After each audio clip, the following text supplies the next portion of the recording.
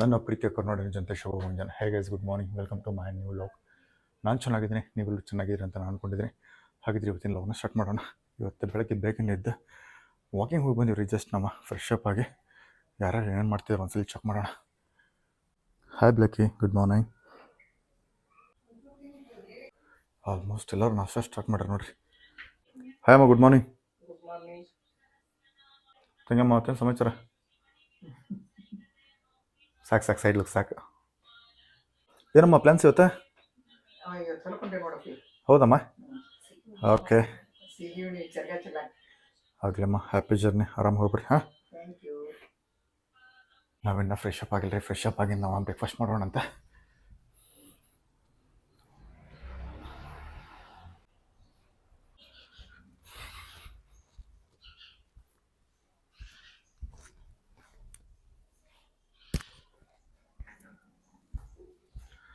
Just ನಮ್ದು ಸ್ನಾನ ಮಾಡ್ಕೊಂಡು ದೇವ್ರ ನಮಸ್ಕಾರ ಮಾಡ್ಕೊಂಡು ಬಂದೀವ್ರಿ. ಬ್ರೇಕ್ಫಾಸ್ಟ್ ಮಾಡ್ಕೊಂಬರೋಣ. ಸ್ವಲ್ಪ ಇವತ್ತು ನಾನು ಬ್ರೇಕ್ಫಾಸ್ಟ್ ಮಾಡೋದು ಲೇಟ್ ಆಯ್ತು ರೀ. ಸ್ವಲ್ಪ ಸಿಕ್ಕಾಪಟ್ಟೆ ಕೆಲಸಗಳಿದ್ದು. ನಥಿಂಗ್ ಸ್ಪೆಷಲ್ ಇವತ್ತು ಬ್ರೇಕ್ಫಾಸ್ಟ್.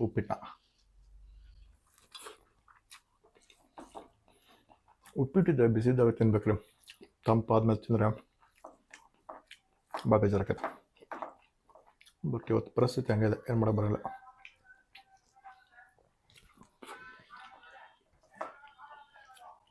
ಈ ಜೊತೆ ಸ್ವಲ್ಪ ಮೊಸರು ಕೊಡ್ರಿ, ಯಾಕೋ ಕೇಕ್ ಕೊಡೋದಿದೆ.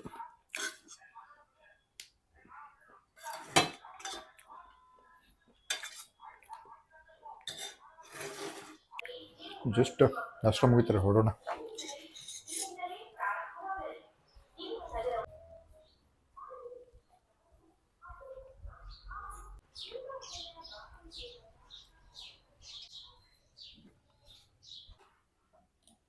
ಮುಂತಾದ ಅದರ ಜೊತೆಗೆ ವ್ಯಾಯಾಮ, ಈ ರೀತಿ ಜೈವಿಕ ಗೊಬ್ಬರಗಳನ್ನ ಪ್ರತಿ ಅಮಾವಾಸ್ಯೆಗೊಮ್ಮೆ ದೊರಕಿಸ್ಕೊಡೋ ಮೂಲಕ ನಾವು ಜೈವಿಕ ಗೊಬ್ಬರಗಳನ್ನ ಗಿಡಗಳಿಗೆ ಒದಗಿಸ್ಬೋದು. ಇಷ್ಟೊತ್ತು ನಾವು ಗೊಬ್ಬರ ಮತ್ತು ಆಹಾರ ವ್ಯವಸ್ಥೆ ಬಗ್ಗೆ ಮಾತಾಡಿದ್ವಿ. ಇನ್ನು ಮುಂದೆ ನಾವು ಕೀಟ ಮತ್ತು ರೋಗ ಲಕ್ಷಣ ಬಗ್ಗೆ ಮಾತಾಡೋಣ. ಸರ್, ದಾಳಿಂಬೆ ಕೃಷಿ ಮಾಡುವಾಗ ಸಾಮಾನ್ಯವಾಗಿ ಕಾಡುವ ಕೀಟಗಳು ಮತ್ತು ಬರುವ ರೋಗಗಳು ಯಾವ್ಯಾವು? ಇದೇ ರೇಟಿಂಗ್ ಇನ್ನು ಮುಂದೆ ಕಂಟಿನ್ಯೂ ಆಗ್ತಾ ಹೋಗ್ತೈತ್ರಿ. ಇನ್ನೂ ಸುಮಾರು ರೇಟಿಂಗ್ ಇದೆ, ಸಿಕ್ಕಾಪಟ್ಟೆ ಟೈಮ್ ತೊಗೊಳುತ್ತೆ. ಇನ್ನೂ ಸ್ವಲ್ಪ ಹೊತ್ತು ಬಿಟ್ಟು ಆದಮೇಲೆ, ಆಫ್ಟರ್ ಸರ್ಟನ್ ಟೈಮ್ ಆದಮೇಲೆ ಕರೆಕ್ಟ್ ಆಗ್ತೀನಿ. ರೇಟಿಂಗ್ ಸ್ಟಾರ್ಟ್ ಮಾಡೋಣ ರೀ.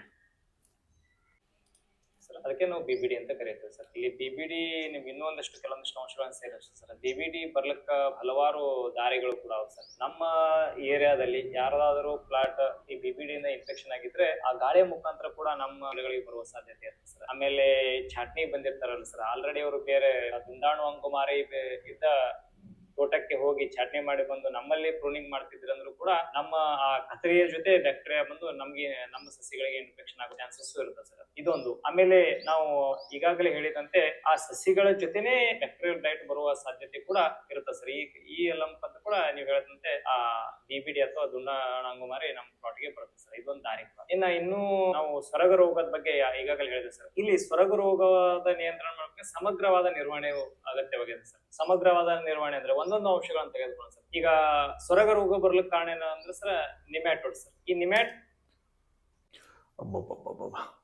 ಸಖತ್ ಇಂಟ್ರೆಸ್ಟಿಂಗ್ ನಡೀತಿದೆ ರೀ ಪ್ರಾಜೆಕ್ಟ್. ಟೈಮ್ ಇವಾಗ 2 ಗಂಟೆ 11 ನಿಮಿಷ. ಊಟಕ್ಕೆ ಕರಿತಿದ್ರಿ, ಇಷ್ಟು ದಿನ ತಾಯಿಯವರಿಲ್ಲ. ಅದ್ರ ಸಂಬಂಧ ನಾವು ಹೋಗಿ ಪ್ರಿಪ್ರೇಷನ್ ಮಾಡ್ಕೋಬೇಕಾ. ಬರ್ರಿ, ಏನಾದ್ರು ಮಾಡ್ಕೊಂಬರೋಣ.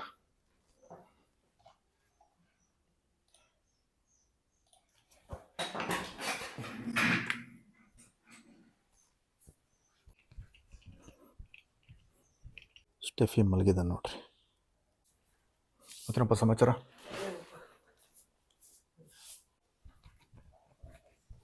ನಮ್ಮ ತಂಗಿಯಮ್ಮವ್ರು ಏನೋ ಮಾಡುತ್ತಾರೆ ನೋಡ್ರಿ ಲೈಟಾಗೆ. ಊಟ ಸ್ಟಾರ್ಟ್ ಮಾಡೋಣ್ರಿ ಇವಾಗ.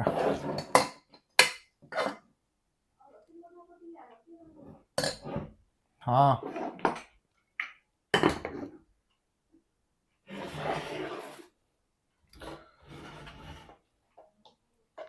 ಇವತ್ತು ನಮ್ಮ ತಾಯಿಯವರು ಆಚೆ ಹೋಗಿದ್ದ ಕಾರಣ ಇವತ್ತು ನಮ್ಮ ತಂಗಿಯವರು ಅಡುಗೆ ಮಾಡಿದ್ದಾರೆ. ಅನ್ನ ಬೇಳೆ ಸಾಂಬಾರು. ಇನ್ನೂ ಸ್ಮೆಲ್ ಚೆನ್ನಾಗಿ ಬರ್ತಿದೆ ಸಾರಿಂದ. ನೋಡೋಣ, ಟ್ರೈ ಮಾಡೋಣ.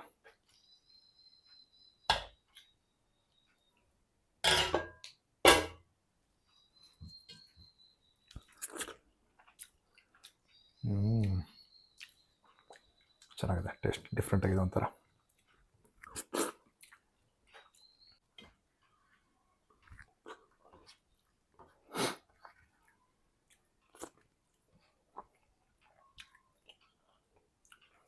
ಜಸ್ಟ್ ನಮ್ಮದು ಊಟ ಆಯ್ತು ರೀ.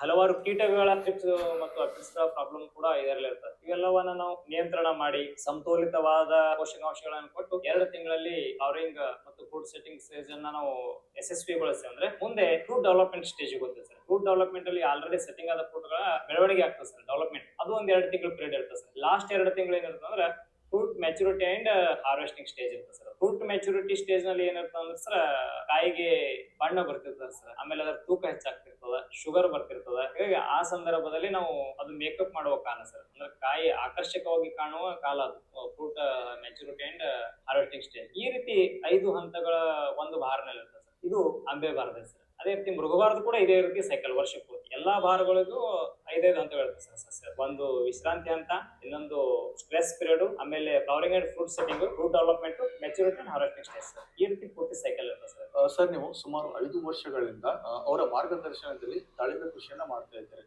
ನಿಮ್ಮ ಅನುಭವನ ತಿಳಿಸ್ಕೊಡ್ಬೋದಾ? ಸರ್, ನಾವು ಮೂಲತಃ ನಮ್ಮ ಹೊಲದಲ್ಲಿ ಕಬ್ಬ, ತೊಗರಿ ಇಂಥ ಬೆಳೆಗಳನ್ನ ಬೆಳಿತಿದ್ದೇವೆ. ಮೊದಲು 2020ರಲ್ಲಿ ಲಾಕ್ಡೌನ್ ಸಮಯದಾಗ ಅವಾಗ ಏನಪ್ಪಾ ಅಂತಂದ್ರೆ ದಾಳಿಂಬೆ ಕೃಷಿಯನ್ನು ಮಾಡಬೇಕು ಅನ್ನೋ ವಿಚಾರ ಬಂತು. ಅವಾಗ ನಮ್ಮ ರಿಲೇಷನ್ ಒಳಗೆ ನಮ್ಮ ಮಾವರು ರತ್ತಾರ್ಗೆದವರು, ಮಲ್ಲಿಕಾರ್ಜುನ್ ಕಾಸ್ಬಾಗ್ ಅವರು, ಆಮೇಲೆ ನಮ್ಮ ಅಕ್ಕವ್ರೆ ಶೈಲಜಾ. ಇಷ್ಟೊತ್ತು ಏಟಿಂಗ್ ಮಾಡ್ತಿದ್ವಿ ರೀ. ಟೈಮ್ ಯಾವಾಗ 6 ಸ್ವಲ್ಪ ಫ್ರೆಶ್ ಅಪ್ ಆಗಿ ಟೀ ಕುಡ್ಕೊಂಡು ಬರೋಣ.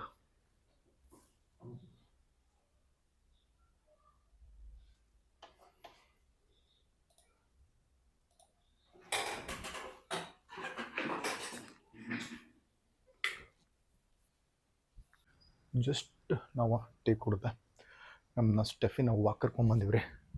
ಸ್ವಲ್ಪ ಕತ್ಲಾಯ್ತು ಇವತ್ತು, ಸ್ವಲ್ಪ ಲೇಟ್ ಆಯಿತು. ಇಲ್ಲಾಂದ್ರೆ ಬೇಗನೆ ಹೋಗಿ ಬರ್ತಾಯಿದ್ದೆ. ವರ್ಕ್ ಮಾಡ್ತಾಯಿದ್ದೆಲ್ಲ ಟೈಮ್ ಹೋಗುತ್ತೆ ಗೊತ್ತಾಗಿಲ್ಲ.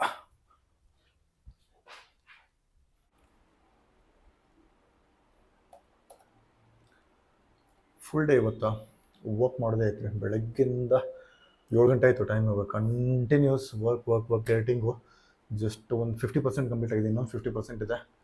ತಲೆನೂ ಸ್ಟಾರ್ಟ್ ಆಯಿತು. ಸ್ವಲ್ಪ ಪರ್ಸನಲ್ ಮೇಲ್ಗಳೆಲ್ಲ ಚೆಕ್ ಮಾಡಿಬಿಡೋಣ.